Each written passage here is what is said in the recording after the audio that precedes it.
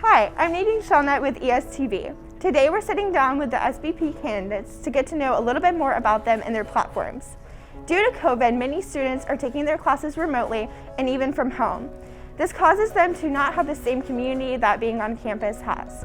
So we want to know a little bit more about what the candidates are going to do to incorporate them and include them in the community. So how do you plan on incorporating remote students this year? Yeah, so remote students have been a big focus of mine. I think that it's really important that whatever the remote program looks like next year, that we work to make sure that they feel integrated. So a couple things that we talked about in our remote student hall with the people who came is first having some specific communications to them, possibly a remote student weekly, just to explain what events are available for them, and also to have events that are targeted at them. Because I know it's difficult to get hybrid events to work, and it's harder for on-campus students to do that. And while we want to focus on that, I also want to give the remote students events that are just for them. So those are a couple of the main things, and then just making sure that we have someone who's at school, whether it's a staff person or an associate in each house who's responsible for kind of being their point person to go to.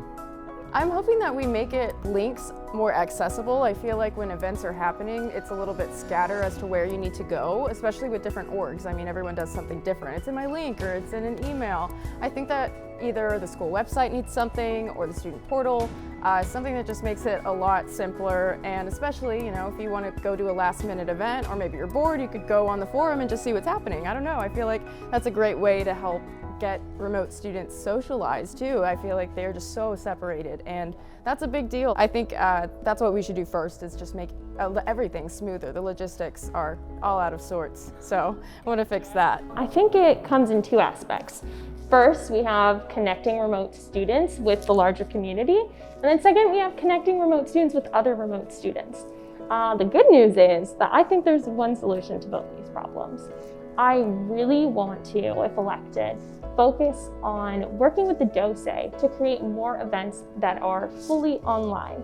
And I know at first it's like, oh, but we want to be in person, of course, and we're still going to have those events in person.